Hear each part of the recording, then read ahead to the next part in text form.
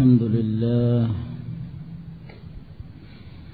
حمدا كثيرا طيبا مباركا فيه كما يحب ربنا ويرضاه، وأشهد أن لا إله إلا الله وحده لا شريك له،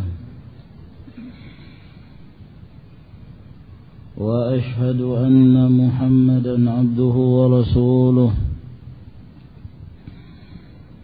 وصلى الله عليه وعلى آله وأصحابه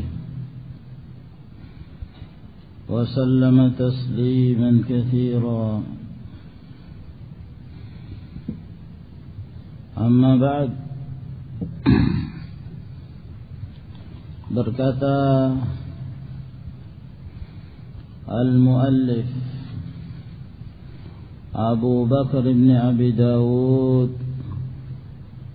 السجستاني رحمهما الله تعالى: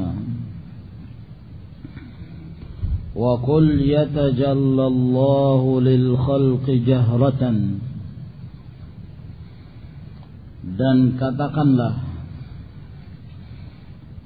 yaitu wahai seorang sunni, seorang salafi, katakanlah di antara akidah yang harus kamu jadikan sebagai pegangan, di antara prinsip ahlu sunnah yang tidak boleh kamu lepaskan, qul, katakanlah, yatajallallahu, Allah subhanahu wa ta'ala nampak, yatajalla, Allah subhanahu wa ta'ala akan nampak, akan terlihat, lil khalqi, bagi makhluk ini, jahratan, yaitu secara jahar. Yang dimaksud jahratan yaitu dengan mata telanjang, dengan mata kepala. Yaitu katakanlah wahai seorang muslim bahwa Allah subhanahu wa ta'ala dilihat dengan mata kepala bagi makhluknya pada hari kiamat. Kamal badru, seperti bulan purnama, al-badr. Biasanya bulan yang muncul pada malam ke-14 sempurna total, maka itulah yang disebut dengan al-badr. Ketika bulan memperlihatkan bundarnya dan kesempurnaan bundarnya, bulatnya bulan tersebut, dinamakan al-badr. Kamal badru, seperti bulan purnama, yakni dalam hal melihat, bukan dalam hal yang dilihat, karena Allah subhanahu wa ta'ala telah menyatakan laisa kamitslihi syai'un wa huwa samiul basir. Tidak ada yang menyerupai Allah subhanahu wa ta'ala sesuatu apapun, dan Allah itu maha mendengar dan maha melihat. La yakhfa, tidak ada kesamaran dari kata khafa, tidak ada samar-samarnya. Dengan jelas kita memandang, sebagaimana tidak tertutupinya bulan purnama itu dari awan apapun. Melihat dengan jelas, yang dekat, yang jauh bisa melihat dengan sama. Mereka tidak perlu berdesak-desakan di dalam melihat Allah subhanahu wa ta'ala. Wa rabbuka awdahu, dan Rabbmu itu lebih jelas lagi di saat kalian melihatnya.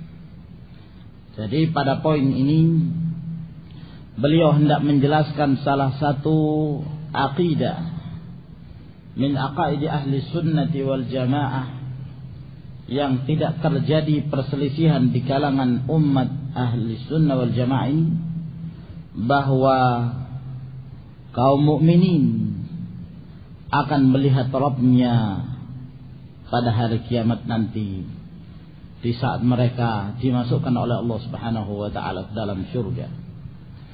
Dalil-dalil dalam hal ini merupakan dalil-dalil yang mutawatir, yang kita tidak bisa menolaknya karena sedemikian banyak, baik disebutkan di dalam Al-Qur'anul Karim maupun di dalam hadis-hadis Rasulullah sallallahu alaihi wasallam, datang dari berbagai jalan. Syekhul Islam Ibn Taimiyah rahimahullahu taala tatkala beliau memberikan komentar terhadap hadis tentang dilihatnya Allah Azza wa Jalla, beliau mengatakan hadzal haditsu min asahhil ahadithi ala wajhil ard al-mutalaqqati bil qabul al-mujma'i 'alaiha al-ulama'u bil hadits wa sairu ahli sunnah. Hadis tentang melihat Allah Subhanahu wa taala termasuk di antara hadis-hadis yang paling sahih yang terdapat di muka bumi ini. Termasuk hadis-hadis yang paling sahih yang terdapat di muka bumi, yang diterima oleh umat ini, dan telah sepakat para ulama yang mengkhususkan diri di dalam bidang hadis untuk menerimanya, dan demikian pula seluruh ahlu sunnah menerima hadis-hadis tersebut. Sehingga permasalahan melihat Allah Subhanahu wa taala adalah merupakan permasalahan yang jelas. Orang-orang yang mengingkari bahwa Allah Subhanahu wa taala bisa dilihat pada hari kiamat, mereka dari kalangan ahlul bid'ah yang mengingkari perkara-perkara yang jelas yang terdapat di dalam agama Allah Subhanahu wa taala. Sampai Al-Imam Syafi'i rahimahullahu taala beliau mengatakan, "Man ankara anna Allah azza wa jalla yura fil akhirah fa hariyun ay yuhrama minha." Barang siapa yang mengingkari bahwa Allah Subhanahu wa taala dilihat oleh kaum mukminin pada hari kiamat di dalam surga Allah Subhanahu wa taala, maka sepantasnya lah dia diharamkan dan dia ditutupi untuk melihat Allah Azza wa Jalla karena dia mengingkari. Nah, padahal melihat Allah Subhanahu wa taala adalah merupakan satu kenikmatan yang tiada tara. Lebih nikmat dari seluruh apa yang dirasakan dari kenikmatan-kenikmatan surga. Lebih nikmat daripada meminum air-air yang terdapat di dalam surga. Lebih nikmat dari pergaulan mereka dengan bidadari. Lebih nikmat daripada di saat mereka memakan buah-buahan surga. Tidak ada yang mengalahkan kenikmatan melihat wajah Allah Subhanahu wa taala. Padahal kenikmatan surga itu sendiri merupakan suatu kenikmatan yang kita sendiri tidak mampu untuk menggambarkan demikian nikmatnya kenikmatan surga itu. Sampai Allah Subhanahu wa taala menyatakan dalam hadis qudsinya, dalam riwayat Bukhari dan Muslim, "A'dadtu li'ibadiyas salihin ma la 'ainun ra'at wa la udhunun sami'at wa la khatar 'ala qalbi bashar." Sungguh aku telah mempersiapkan bagi kaum mukminin apa-apa yang mata ini tidak pernah melihatnya dan tidak pernah didengarkan oleh telinga dan tidak terbetik di dalam hati seseorang. Satu kenikmatan yang besar. Kata Abdullah bin Abbas radhiyallahu anhuma, "Laisa fil jannati mimma fid dunya illa al-asma." Dalam riwayat Al-Imam Al-Hakim dan disahihkan oleh Al-Albani rahimahullah, bahwa tidak ada kesamaan antara apa yang dirasakan di surga dengan dunia kecuali nama saja. Namanya bisa sama. Anggur ada di surga, di dunia juga ada, tapi hakikatnya berbeda. Khamr ada di surga, di dunia juga ada, tapi hakikatnya berbeda. Dan begitu seterusnya. Kenikmatan-kenikmatan yang tiada tara ini. Kenikmatan-kenikmatan yang demikian seseorang mencapai puncak kenikmatan yang demikian besar. Lebih nikmat lagi tatkala seorang melihat wajah Allah Subhanahu wa taala. Oleh karena itu Allah Subhanahu wa taala menyebutkan di dalam Al-Qur'anul Karim, disebutkan melihat wajah Allah itu dengan lafaz wa ziyadah. Lilladzina ahsanul husna wa ziyadah. Bagi orang-orang yang berbuat baik, maka mereka akan mendapatkan al-husna, ya, wa ziyadah. Husna yaitu surga, wa ziyadah, dan lebih daripada itu. Lebih daripada itu. Di dalam surah Qaf Allah menyatakan lahum ma yasha'una fiha wa ladaina mazid. Bagi mereka apa saja yang mereka kehendaki, apa saja yang mereka inginkan, terpenuhi. Nah, di saat mereka menginginkan, ya, burung bakar misalnya, maka burung itu tiba-tiba datang dalam keadaan sudah berada di atas nampan dan sudah dalam keadaan terbakar, siap untuk dimakan, dan kelezatannya tiada tara. Subhanallah. Tatkala seorang ingin berjalan-jalan, maka telah disiapkan kuda-kuda yang akan mengantarnya kemanapun dia hendak pergi. Nah, dari yakut yang berwarna merah akan mengantar kemana saja. Keindahan, kenikmatan di atas kenikmatan. Apapun yang mereka inginkan ada. Ya. Waladaina mazid. Dan kami masih punya tambahan lagi, kata Allah Subhanahu wa taala. Apa sih tambahan itu? Dijelaskan di dalam riwayat Al-Imam Muslim rahimahullah tentang tambahan tersebut. Tatkala ahlul jannah masuk ke dalam surga, lalu mereka telah memakan apa yang hendak mereka makan, dan mereka telah meminum apa yang telah mereka minum, dan mereka telah bergaul dengan bidadari-bidadari mereka, maka Allah Subhanahu wa taala pun mengatakan pada mereka, maukah aku berikan kepada kalian satu kenikmatan yang kalian belum pernah merasakannya? Kata penduduk surga, kenikmatan apa lagi ya Allah? Bukankah engkau telah memberikan pada kami berbagai macam kenikmatan ini?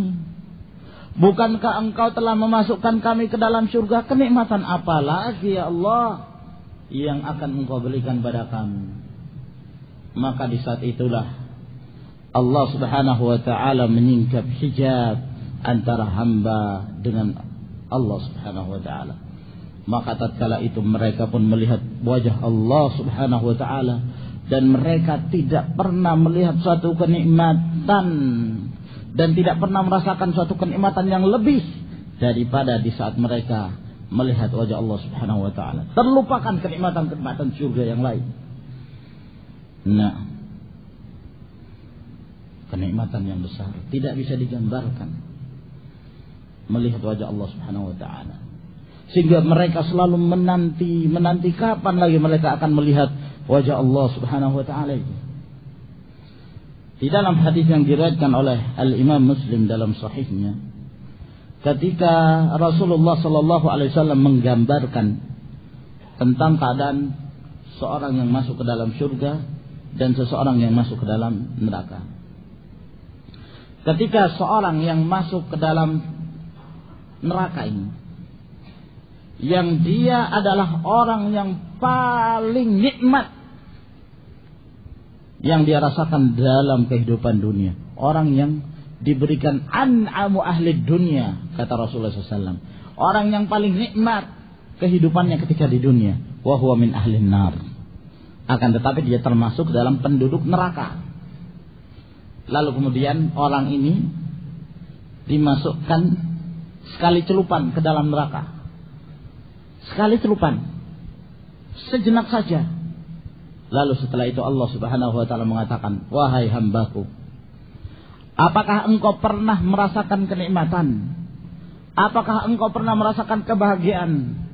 Maka orang ini mengatakan, ya Allah, saya tidak pernah merasakan kenikmatan saya tidak pernah merasakan kebahagiaan.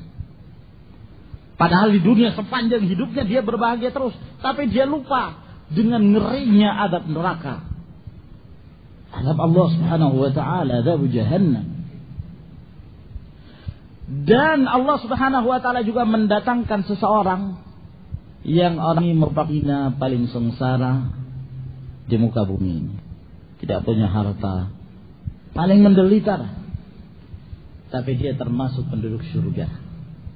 Maka tatkala dia dimasukkan sejenak ke dalam surga dan merasakan sedikit dari keindahan dan kenikmatan surga, maka Allah subhanahu wa ta'ala mengatakan padanya, apakah pernah engkau merasakan kesedihan? Apakah engkau lebih nikmat?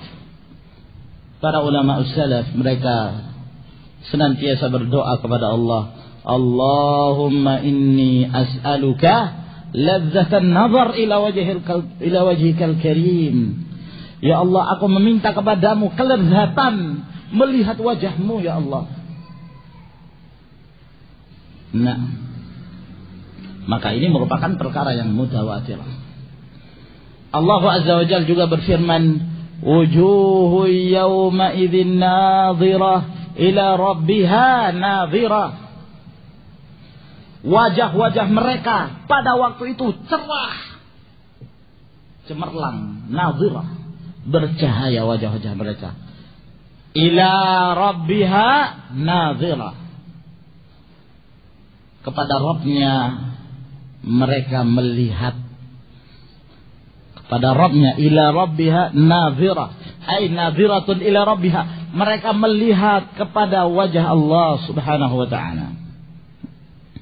Orang-orang ahli takwil dari kalangan Asy'ariyah, hati-hati ya ikhwan di dalam membaca kitab-kitab yang penulisnya terpengaruh dengan pemikiran Asy'ariyah atau fikrahnya dalam merupakan fikrah Asy'ariyah. Dan ini sekarang banyak tersebar. Nah, seperti tafsir Al-Jalalain, terjadi beberapa penyimpangan akidah dalam permasalahan Al-Asma wa Sifat. Nah, dan juga kitab Dalilul Falihin Syarah Riyadhus Shalihin, pengarangnya Ibnu Allan Asy'ari, dan kitab-kitab yang lainnya. Ya, berhati-hati ketika mereka membahas tentang dalil nama-nama dan sifat-sifat Allah subhanahu wa ta'ala. Selalu saja mereka mentakwil dan merubah dari makna yang zahir. Dalam ayat ini misalnya, di antara mereka ada yang mengatakan ila rabbiha nadhirah, kepada Rabbnya mereka melihat. Maksudnya ila rabbiha nadhirah ay muntadhirah. Kepada Rabbnya mereka menunggu pahala, katanya. Menunggu. Jadi bukan melihat. Sebab nadhirah itu dari nadhara yang buruk bisa berarti menunggu. Ya. Intadhar yantadhiru juga artinya menunggu. Sehingga maknanya adalah menunggu. Mereka tidak mau mengatakan melihat. Kita mengatakan keliru, batil. Ini menyimpang dari yang zahir. Sebab kata nadhara betul terkadang berarti menunggu. Tapi dia tidak akan berarti menunggu tatkala nadhara itu disertakan dengan huruf jar ila. Nadhara ila itu tidak ada makna yang lain kecuali melihat dengan mata kepala. Ila rabbiha nadhira, kepada Rabbnya mereka melihat. Tidak mungkin diartikan menunggu. Maka memaknakan dan mengartikan menunggu di dalam ayat ini, ya, dengan alasan bahwa kata nadhara terkadang berarti menunggu, kita mengatakan ini tahrif, perubahan dari makna yang zahir, dan bertentangan dengan penafsiran para ulama salaf yang mereka menetapkan bahwa Allah subhanahu wa ta'ala dilihat di akhirat. Di dalam ayat yang lain Allah azza wa jalla juga mengatakan kalla innahum ar-rabbihim yawma idzin lamahjubun. Sekali-kali tidak. Sesungguhnya mereka orang-orang kafir itu ar-rabbihim lamahjub. Dari Rabb mereka terhalangi. yakni orang-orang kafir, mereka tidak akan bisa melihat Allah Subhanahu wa taala pada hari kiamat. Mereka tidak akan bisa melihat wajah Allah Azza wa Jalla. Kata Imam Syafi'i rahimahullah, ini merupakan dalil bahwa kaum mukminin yarawna Allah Azza wa Jalla fi halati ridha. Kaum mukminin melihat wajah Allah dalam keadaan ridha. Allah Subhanahu wa taala meridai mereka. Sebab orang kafir mereka terhalangi untuk melihat wajah Allah di saat Allah murka kepada mereka. Pemahamannya, mafhumnya bahwa kaum mukminin melihatnya dalam keadaan ridha. Berarti demikian keadaan. Nah, sebab kalau dikatakan orang-orang mukmin juga tidak bisa melihat Allah, berarti sama dengan orang-orang kafir, terhalangi untuk melihat wajah Allah Subhanahu wa taala. Kalau begitu ayat ini tidak ada faedah. Tidak ada keistimewaan yang dimiliki oleh kaum mukminin, dan itu adalah batil. Nah, oleh karena itu ayat ini pun dijadikan dalil oleh para ulama bahwa Allah Subhanahu wa taala dilihat di akhirat. Nah, dalam hal melihat Allah Subhanahu wa taala pada hari kiamat, ada beberapa keadaan manusia yang dengan keadaan mereka menjadikan perbedaannya mereka dalam melihat wajah Allah Subhanahu wa taala. Mereka tergolong menjadi tiga. Yang pertama, orang-orang kafir. Yang kedua, kaum mukminin. Dan yang ketiga adalah kaum munafikin. Yang pertama, orang-orang kafir, musyrikin. Yang kedua, kaum mukminin, dan yang ketiga adalah kaum munafikin. Adapun orang-orang kafir, sama sekali mereka tidak melihat Allah Subhanahu wa taala. Mereka tidak melihat Allah Azza wa Jalla. Di dalam hadis yang diriwayatkan oleh Bukhari dan Muslim, hadis Abu Hurairah, dan juga datang dari hadis Abdullah bin Umar, bahwa Allah Subhanahu wa taala pada hari kiamat kelak memerintahkan bagi setiap orang untuk mendatangi kepada siapa mereka menyembah. Ya, kepada siapa mereka menyembah, maka mereka hendaklah mendatangi sesembahan mereka masing-masing. Ada yang menyembah matahari, ada yang menyembah bulan, ada yang menyembah si fulan, wa fulan, wa fulan. Mereka semuanya mendatangi sesembahan mereka, tagut mereka. Dan mereka ini tidak melihat Allah Subhanahu wa taala secara mutlak, langsung dilemparkan ke dalam api neraka. Setelah mereka semua pergi, tinggallah kaum mukminin dan munafikin. Tinggallah kaum mukminin dan munafikin. Orang munafikin mengatakan, kami tidak akan pergi sampai kami melihat Tuhan kami. Sampai kami melihat Tuhan kami. Lalu kemudian Allah Subhanahu wa taala datang kepada mereka dalam bentuk yang mereka tidak kenali. Allah Azza wa Jalla datang kepada mereka dalam bentuk yang mereka tidak kenali. Tatkala Allah Azza wa Jalla mendatangi mereka, maka mereka pun mengatakan, bukan, kamu bukan Tuhan kami. Kami tidak akan bergeser dari tempat ini sampai kami bertemu dengan Rabb kami, bertemu dengan sesembahan kami. Lalu kemudian setelah itu Allah Subhanahu wa taala datang kepada mereka dalam bentuk yang mereka kenali bahwa itu adalah Rabb mereka. Nah, ini menunjukkan bahwa orang-orang munafikin melihat Allah Subhanahu wa taala. Ya, tatkala mereka melihat Allah Azza wa Jalla dalam bentuk yang mereka kenali, maka mereka pun ingin sujud. Ketika mereka hendak sujud, maka terpelantinglah mereka ke belakang, dan mereka tidak mampu untuk sujud di hadapan Allah Subhanahu wa taala. Nah, itu keadaan orang-orang munafikin. Sehingga mereka melihat Allah, tapi perbedaannya dengan kaum mukminin bahwa mereka melihat Allah bukan penglihatan kelezatan, bukan melihat talazzuz, merasakan lezat, merasakan kenikmatan, Tidak sama sekali. Hanya sekedar melihat dan mereka kenal, kemudian mereka tidak sujud, maka mereka terpelanting ke belakang dan mereka tidak mampu untuk sujud di hadapan Allah Subhanahu wa taala karena mereka munafikin. Dan kemudian yang ketiga adalah kaum mukminin, mereka melihat Allah Subhanahu wa taala pada hari kiamat. Yakni di akhirat kelak. Kalau mereka masuk ke dalam surga, maka mereka melihatnya dengan penuh keindahan dan kelezatan. Nah, adapun di dunia tidak seorang pun yang bisa melihat Allah Subhanahu wa taala dalam keadaan sadar. Allah Azza wa Jalla ketika menyatakan kepada Musa alaihissalam, innaka lan tarani, sesungguhnya engkau tidak akan mampu melihatku, yakni semasa di dunia. Dan Rasulullah sallallahu alaihi wasallam bersabda di dalam hadis yang diriwayatkan oleh Imam Muslim, innakum lan taraw rabbakum hatta tamutu. Sesungguhnya kalian tidak akan bisa melihat Allah Subhanahu wa taala sampai kalian mati. Seseorang tidak mampu. Terjadi perselisihan pada Rasulullah sallallahu alaihi wasallam. Apakah Rasulullah alaihi salatu wasallam melihat Allah, pernah melihat Allah dalam keadaan yaqظah, sadar, melihat zat Allah Subhanahu wa taala atau tidak? Terjadi khilaf yang rajih bahwa Allah Subhanahu wa taala tidak dilihat pula oleh Rasulullah sallallahu alaihi wasallam.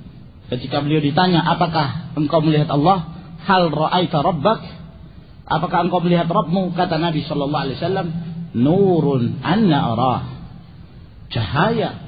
Bagaimana mungkin aku bisa melihat Allah Subhanahu wa ta'ala? Nah, lalu bagaimana tentang permasalahan apakah Allah Azza wa Jal bisa dilihat di dalam mimpi? Ru'yatullah fil manam, melihat Allah Subhanahu wa ta'ala di dalam mimpi. Sebenarnya permasalahan ini merupakan permasalahan yang ma'ruf inda ahli sunnati wal jamaah, ya, yang mereka betul-betul mempelajari akidah ahli sunnah wal jamaah dari sumbernya. Tidak ada permasalahan, tidak ada perselisihan yang terjadi di kalangan para ulama sampai datang pada zaman sekarang ini para musyawwish, orang-orang yang membuat ricuh dan menisbahkan pada seseorang yang penisbahan itu adalah nisbah yang iftira, fitnah, kadzib, al-ifk, buhtanun azim, kedustaan yang sangat besar, dan Allah Subhanahu wa taala menjadi saksi atas hal tersebut.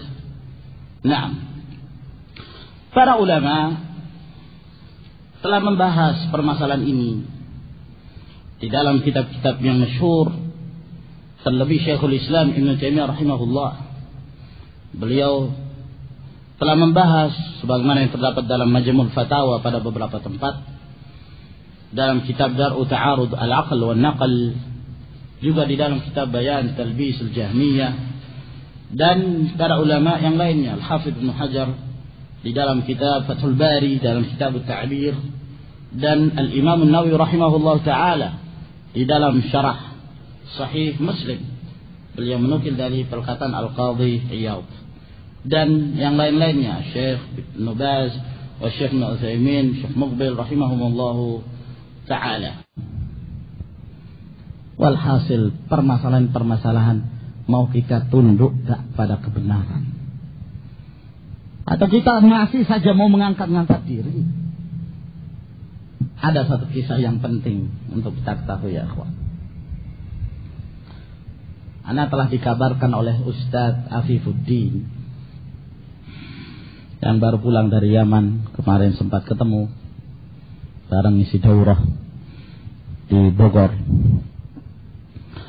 Beliau menceritakan kondisi yang terjadi ketika meninggalnya Syekh Muqbil rahimahullah. Sempat terjadi khilaf, perbedaan, ya, bahkan saling bantah membantah, dan bantah-bantahnya ini sengit ya, antara Syekh Yahya dengan Syekh Saleh Al-Bakri Al-Yafi'i. Beliau juga termasuk salah seorang murid Syekh Muqbil. Walhasil ketika terjadi fitnah Abul Hasan, ternyata Saleh Al-Bakri juga punya kritikan terhadap Syekh Yahya. Syekh Yahya ini yang menggantikan kedudukan Syekh Muqbil di zaman. Itu debat ya, jarak jauh, yani saling bantah membantah, sengit. Ya, sampai kepada permasalahan manhaj, sampai Syekh Yahya mengeluarkan tahdzir terhadap Saleh Al-Bakri ini. Yani sangat seru perdebatan itu. Nah, sampai beliau menyatakan keluar dari Ahlus Sunnah, kira-kira demikian.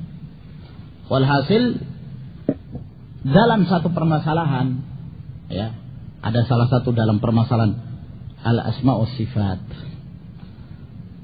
Nah, terjadi perdebatan dan Saleh Al-Bakri menyalahkan Syekh Yahya dalam masalah ini. Sementara Syekh Yahya berpegang kepada pendapat sebagian para ulama salaf bahwa ini telah diucapkan oleh sebagian para ulama salaf. Saleh Al-Bakri tetap menyalahkan. Akhirnya permasalahan ini sampai ke Syekh Rabi' bin Hadi Al-Madkhali hafizahullah. Ketika sampai ke Syekh Rabi', maka Syekh Rabi' pun mengatakan yang salah adalah Syekh Yahya dalam masalah ini. Keliru bahwa perkataan para ulama salaf itu hanya terkhusus dalam satu permasalahan, tidak bisa diterapkan secara mutlak. Nah, maka ketika sampai kabar itu pada Syekh Yahya, kata Syekh Yahya, kumpulkan dulu ya ikhwan, bahas. Ya, beliau bersama beberapa ikhwan membahas permasalahan ini, dikumpulkan perkataan para ulama salaf yang menetapkan itu, lalu dikirim kembali ke Syekh Rabi'. Tetap ya, kemudian Syekh Rabi' membalas dengan risalah yang dikirimkan kembali pada Syekh Yahya, yang tetap menyalahkan Syekh Yahya dengan beliau bawakan kaidah-kaidah para ulama dalam hal asma' wa sifat. Itu dibacakan di depan umum ba'dal maghrib dibacakan di depan umum ya, dalam keadaan risalah itu membantah Syekh Yahya dan membenarkan khusumnya, yaitu Saleh Al-Bakri. Bayangkan, dibaca di hadapan umum, semua orang hadir. Kata Syekh Yahya, ikra, dibaca terus sampai selesai. Itu ya dalam rangka nasihat terhadap Syekh. Lalu setelah itu Syekh Yahya mengatakan, wa ana amshi ma'al ulama, saya bersama para ulama dalam hal ini, dan saya rujuk dari apa yang saya tetapkan dahulu. Rujuk beliau di hadapan umum. Nah, sampai kata Syekh Rabi' hafizahullah ta'ala, wallahi kita menginginkan orang seperti kamu, bukan seperti Abul Hasan. Dinasihati malah yatamarrad, semakin menjadi-jadi. Ya, lihat, padahal sedang ramai-ramainya bertengkar dengan Saleh Bakri. Tapi ketika beliau bersalah, dengan jantannya dia menyatakan salah, rujuk. Nah, kalau orang punya rasa gengsi sedikit saja dalam hatinya, waduh, ini kalau saya menyatakan rujuk, waduh, turun predikat saya jadi ustaz. Subhanallah. Nahnu la nuridu tazkiyah min ahadin minan nas. Kita tidak menghendaki ada rekomendasi dari seorang pun dari manusia. Kita membutuhkan Allah Subhanahu wa ta'ala yang mencintai kita. Kita butuh Allah Subhanahu wa ta'ala yang memberikan pada kita hidayah, istiqamah wa tsabat 'alal haq hingga kita meninggal. Itu tujuan hidup. Nah, maka ikhwani fi din a'azakumullah, ar-ruju' ila al-haq amrun aziz, merupakan suatu perkara yang sangat penting. Nah, wa laysa bi mauludin wa laysa bi walidin wa laysa lahu shibhun ta'ala al-musabbahu. Nahnu la nuridu tazkiyah min ahli minan nas. Kita tidak menghendaki ada rekomendasi dari seorang pun dari manusia. Kita membutuhkan Allah Subhanahu wa taala yang mencintai kita. Kita butuh Allah Subhanahu wa taala yang memberikan pada kita hidayah, istiqamah wa tsabat 'alal haq hingga kita meninggal. Wah, itu tujuan hidup. Nah, maka ikhwani fi din a'azakumullah, al-luju' ilal haq amrun aziz, merupakan suatu perkara yang sangat penting. Nah, wa laysa bimauludin wa laysa biwalidin wa laysa lahu shibhun ta'ala al-musabbahu. Allah itu tidaklah dilahirkan dan tidak pula beranak. Walaysa lahu shibhun, dan Allah itu tidak punya shibh. Nah, tidak ada yang menyerupai. Ta'ala, maha tinggi Allah, al-musabbahu, yang disucikan. Ini berangkat dari berbagai firman Allah Subhanahu wa taala, yang mana Allah dinafikan dari Allah sifat-sifat yang negatif. Naam. Qul huwallahu ahad, Allahu samad, lam yalid wa lam yulad wa lam yakun lahu kufuwan ahad. Tidak ada yang menyerupai Allah, tidak ada yang setara dengan Allah satupun. Laisa kamitslihi syai'un wa huwas samiul basir. Tidak ada satupun yang menyerupai Allah, dan Allah Subhanahu wa taala Maha mendengar dan Maha melihat. Hal ta'lamu lahu samia? Apakah kamu tahu ada yang menyerupai Allah Subhanahu wa taala? Maka Allah Azza wa Jalla adalah merupakan zat yang memiliki nama-nama dan sifat-sifat yang mulia, dan Allah Subhanahu wa taala jauh dari penyerupaan dengan makhluknya. Oleh karenanya, salah satu prinsip Ahlus Sunnah wal Jamaah bahwa mereka menetapkan setiap apa yang datang dari Allah dan Rasulnya berupa nama-nama dan sifat-sifat Allah Subhanahu wa taala, tanpa mereka mentaktil, meniadakan, ataukah mentasbih, menyerupakan Allah dengan makhluknya, ataukah mentamtsil, ataukah mentahrif, merubah-rubah maknanya dari yang zahirnya, dari yang hakikatnya. Ini merupakan manhaj ahli sunnah wal jamaah dan disepakati di antara umat ini. Nah, wallahu a'lamu bis-shawab. Ana kira sampai di sini insyaallah taala yang kita sebutkan dari syair-syair ini.